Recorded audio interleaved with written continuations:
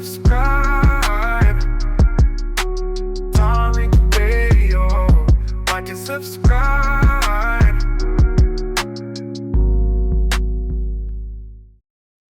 But yeah, brother Greg Marcel Dixon was cooking, and Bernice King tweeted about reparations and it being lineage based, because that's the argument. The reparations should be lineage based. And you had Greg Carr, who's clicked in with Roland Martin and that whole little Democrat shield boule crowd. Greg Carr was like, "Oh, we shouldn't. That's a nativist mindset. This lineage based thing." And I'm kind of paraphrasing. He's kind of downplaying the lineage based reparations. We all the one big global black people and family. Let me tell you something. These so-called Pan-Africanists, it seemed like their main objective is to just undermine us. Let's be real. A lot of these people who preach Pan-Africanism, their main objective is to undermine what we do as foundational Black Americans. There's never any type of Pan-African building going on. They ain't never doing anything over in Africa. They're not unifying anything. Their main goal is to sit here, and anytime we get something going on, they undermine it. That's what it is. And we have to stop letting people try to tether our reparations onto everybody else. And I saw there was a tweet of some Jamaican dude talking about, yeah, there was all of us on the Western Hemisphere are descendants of slaves, so we all need reparations. We all descendants of slaves. See, that's why I'm I utilize the term descendants of slaves sometimes interchangeably with other things, but I try to stay away from it because that gets real tricky, because um the Caribbean tethers, they done found a way to latch on to that term. They're like, we can get in with that term. See, and I don't want them to have an inch. So that's why, the descendants of freedmen, you understand, or foundational Black Americans, see that the freedmen thing excludes them because the Caribbeans, they were never considered freedmen. You understand? We got to know how to use the terms correctly. The Over there in the Caribbean, they didn't refer to them as freedmen. That was a term specifically for foundational Black Americans. We have to know how to utilize these terms. We really gotta know how to utilize these terms. Mr. Pumpkin Patch, what's up? Oh, uh, I lost him. This dude had an image of Percy Earl, and then I lost him. Jim Mack, what's up, Jim Mack? I'm good, brother. What's on your mind? Hey fam, now they want us to go out here and vote for Kamala, and she put out that BS black men agenda, and then boom, turn around 2 days later, found out it was for everyone. Right. Now right there, she just already lied to us. So that means she was just put some BS out there, and they up here, the shills probably put her on. That just keep saying black, but everybody pointed out it says other.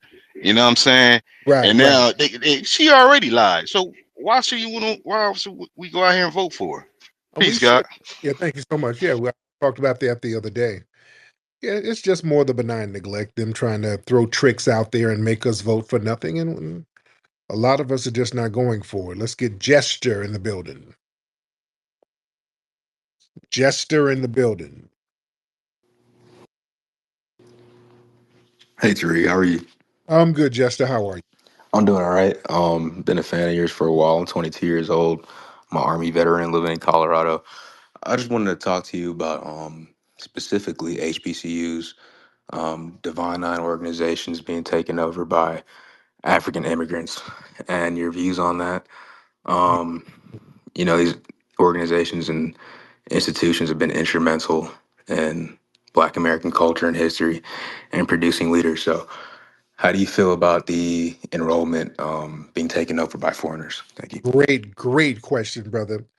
Man, that's a phenomenal question. It is a problem. These HBCUs, they've been taken over by tethers, the administration, the presidents, the so-called leadership. There are a lot of tethers running these HBCUs right now. They are heavy in there. I just saw a video of some Jamaican dude, some moist Jamaican guy talking about reparations and how black people already got reparations. And some of the black studies programs, that's reparations. And this guy's teaching at some school somewhere.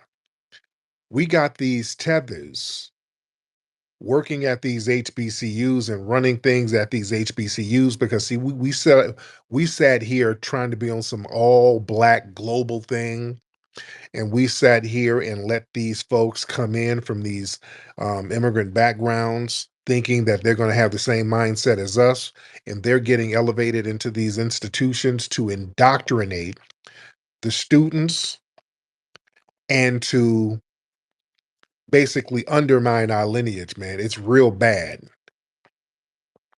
It's very bad. And that whole Divine Nine and many of these sororities and fraternities are infiltrated by a lot of these non FBA people, like the Kamala Harrises. You see how they keep trying to hang their hat on her being a damn AKA. They keep trying to hang their hat on that. And that's indicative of what's going on with the Divine Nine and all of these HBCUs and what's going on. It's tetherfied, man. It's tetherfied. And when you send your kids to these schools, you better understand that they're being taught to accept being undermined as far as their lineage. They're undermining us as far as our lineage.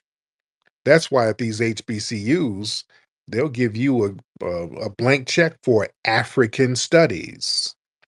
See, they don't have no problem with African studies because that takes us out of our land and our lineage.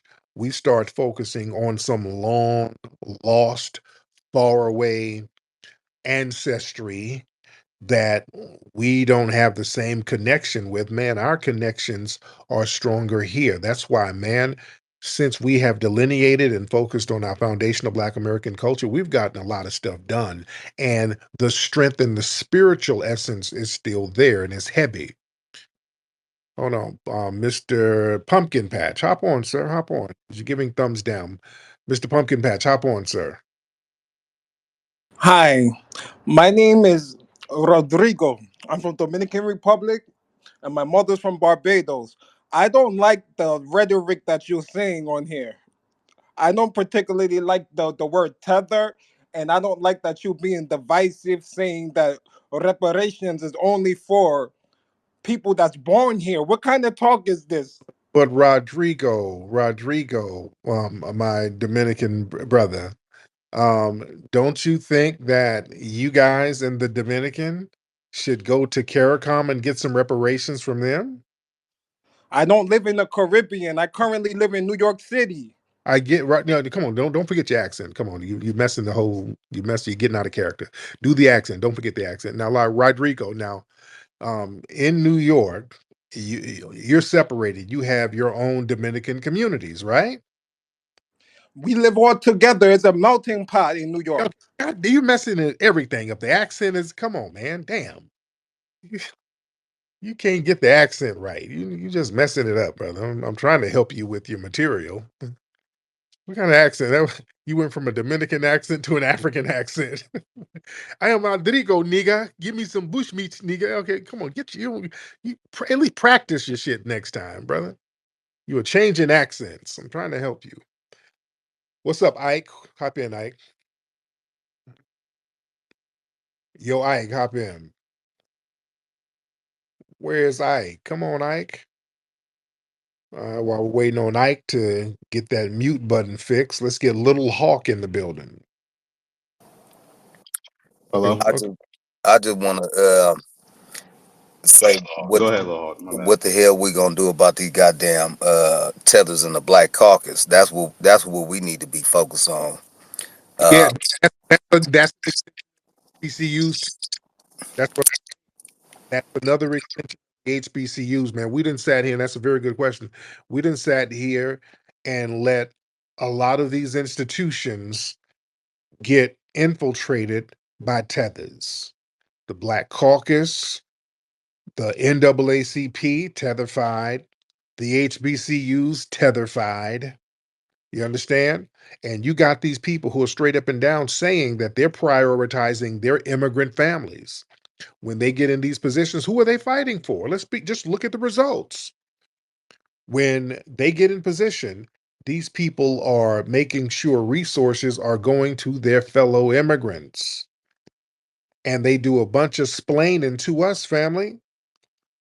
Let's be real.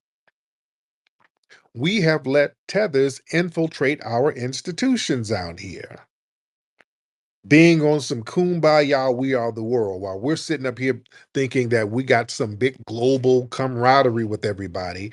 The tether class, they get in certain positions and they make sure other tethers like themselves get in those positions next to them. And then they make sure they take care of the people from their lineage and keep the benign neglect going with us. And then when we say, hey, man, we're being neglected, what's going on here? The white supremacists say, well, hey, it's not racism because look, there's a black person there. Look at all the money we gave to the HBCUs. We gave a bunch of money to all those those blacks. Look at with the Congressional Black Caucus. Look at all the black people there. Look at the NAACP. Look, you got a black um, city council person. You got a black reparations task force. Yeah, there's a bunch of tethers on there, but hey, they're black. So yeah, man, us delineating and making everything lineage based, this is what has everybody shaking in their boots. See, this was the wild card they were not expecting. We should have been on that. That's why they're pushing back and trying to whine and cry and scream xenophobia and try to shame us into going along with all of their rhetoric.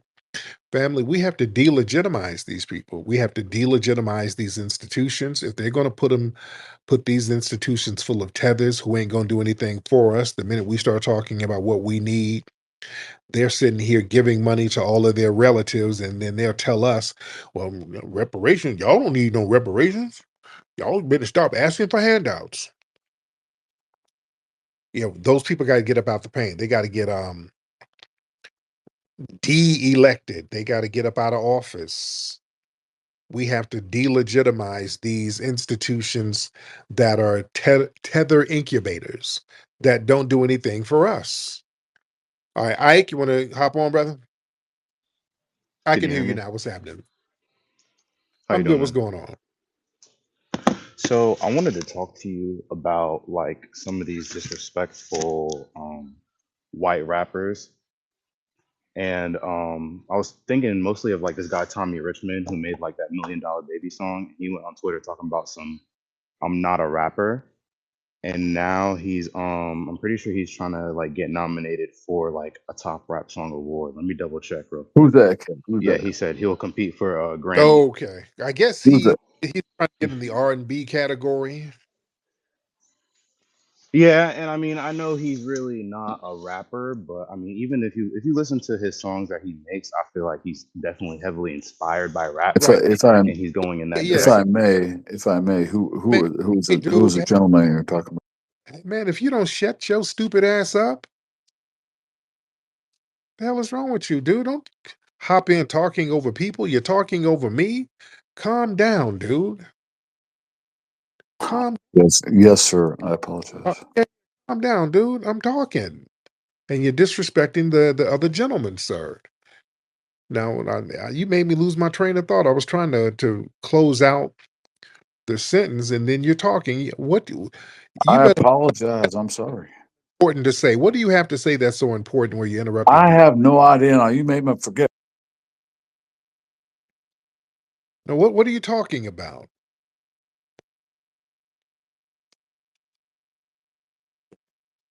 Mr. Mayonnaise Man, are you just sitting over there in a trailer park, methed out and talking and babbling and not knowing what you're talking? That's a pretty good line right there. No, sorry. I'm sure there's little bit of lag right there. No, I came in with a point, and y'all made me forget the same way that you thought you forgot your line. And I apologize for stepping on it. Maybe there's a little bit of lag involved, I'm sure, man. But y'all go ahead. What city are you in, man? New London, Connecticut. Where you from? You're in Connecticut. Okay. Sir, what are you over there drinking or smoking right now? Cavassier. There you go. Mixed with a little meth, huh? Are you are you are you fucking kidding me right now? Sir, you're clearly high on something.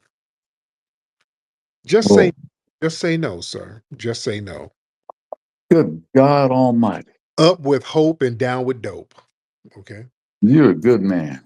Yeah, all right, man. Sir, get off here. Get your ass off here. Get the hell off here talking that Grizzly Adams bullshit you talking, man. Lord, the alt lice, the mayonnaise militia, they love calling up late high. They always high. Why they get yeah, have y'all noticed that? When we're chopping it up, the mayonnaise militia call up high, all the time. They're always high, babbling, just saying a bunch of nonsensical gibberish. This ain't the place for that. Good grief. Shout out to everybody in here. Let's get I Dave. Let's get I Dave in the building. Then we're gonna get the black receipt in the building. Then we're gonna get Patrick in the building. Then we're gonna get Steven in the building. Let me just line everybody up. All right. Let's get Dave, I Dave. Hey guys, I just wanted to come on here and tell everyone to don't forget to vote early. Yes, people can mail in their ballots, right? I Dave. I Hello? yeah, I was talking to I Dave, but I don't know what happened. I was going to ask him about early voting. Go ahead, Patrick. Let me take I Dave out of here. Mr. Tariq, I have been faced with a dilemma about Miss Harris because, when I look into the fact that she's Indian, isn't that technically African? I mean, I know it's not African American, but isn't she technically black? How? Not like foundationally black, but I mean a black person versus a white person. Like she, No, no. Indians, boy, they are. Many of them are staunchly anti-black. Even their leaders are anti-black. Like Gandhi. Oh, musty ass, hungry Gandhi was a staunch anti-black racist. Hell no, they ain't black. Not even a little bit. They look at themselves as Caucasians and Asians. They look at themselves as dark Asians or dark Caucasians. But no, I actually live in a swing state. Isn't Georgia a swing state? I think. is Georgia a swing state? I know Michigan is a swing state, I think, and I think Pennsylvania is a swing state. But Does that mean that we have like more powerful vote or no? Because I mean, as far as the FBA is holding back their vote this election, I was just kind of trying to get more insight on it. yeah, and yeah, you can vote. I mean, you can. The thing is, you can swing the state. The state can turn blue, red, because outside of Atlanta, Georgia's pretty red. And just like Michigan, outside of like Detroit, Michigan is pretty red. So, but a lot of people are concentrated in Detroit. So, you know, we have the power to swing these things one way or another. And we just got to be very strategic with our votes. I'm real big on us being strategic. But the black, what's up, the black? What's going on, Tariq? I'm good, man. How are you? I'm doing all right down here in Texas. Uh, I want to ask you two questions. Do you think that it's ironic that everyone blowed up on Candace Owens when it came down to the George Floyd and the Kanye issue, but it's very silent when it comes down to her and this Kamala issue and her genealogy? Yeah, it's very interesting because for those who don't know, Candace Owens, and I talked about this last night, showed pictures or had somebody who knew Kamala's family, and this picture that Kamala is floating around claiming it's her grandmother is not really her grandmother. So, Kamala's a pathological liar. That's not anything new. Stephen, hop in, man. Steve. Hey, what's up, Tariq? How you doing, Steve? Ain't nothing, chilling, man. Hey, man, you a funny guy, man. You're very funny. I appreciate everything you do. I've been somebody put me on to you a couple of months ago, so I've been listening to you ever since, and Love it. I really enjoy your content, man. I Appreciate just that. got one thing to say about the whole Kamala situation. I believe they say she's Indian and Asian and Jamaican, and it's kind of funny. I talked to a couple of my peoples, and they're like, "Yo, she's Jamaican." I'm like, "Yo, Jamaican is a nationality. You know, that's not her race. She's actually, Irish. No, they don't do the research, whatever, whatnot. They take what other people say, but I'm only saying this to say that she has a white husband and she raises two stepchildren who are white. So what makes her black? And I'll land there. Look, they can talk in circles all they want. One thing is 100% for sure. She is not a foundational Black American. Kamala Harris is not a foundational Black American. And we've been the only people to really uphold and define what Black is. We've done that. We've held up the mantle of Blackness globally. She ain't a part of that. And part of being a Black person, you don't get to pick and choose what racial category you're going to be in. You understand? You don't get to say I'm Black one day and then you're going to be East Indian the next day and then you're an Asian American the next day. We don't get to play three card Monte. That's why we had to stay 10 toes down on our lineage because we didn't have anywhere to run. We were Black all the time and we had to deal with what came with that, which was a lot of anti Black targeting, no sanctuary, no protection, no legal framework to really be enforced to help us out when it came to protecting our human beingness. We didn't have it. So we had to stand 10 toes down. So we had to get codified with each other. So we had to look out for one another all over the country. So we had to get a code of conduct. So we had to create a culture that was a protective culture. And part of the things that we've created in this country were because we didn't have sanctuary from the anti-blackness. We didn't get to say, I'm Asian, I'm going to hide out over here, or I'm East Indian, I'm not going to hide out over here. We had to come up with things in order to protect ourselves from anti-blackness because we had nowhere to run. That's why I don't like nobody coming in cosplaying as foundational Black Americans. Understand, a lot of industries that were created came from us looking out for one another. For example, and I always talk about the modern lottery system that came out of us playing the numbers, and that was we were segregated. We needed ways to make money. And we had a game called the policy game that we created among ourselves in our own Black enclaves where folks could make money. And that was the policy game out of segregation. We created another industry, which is direct marketing.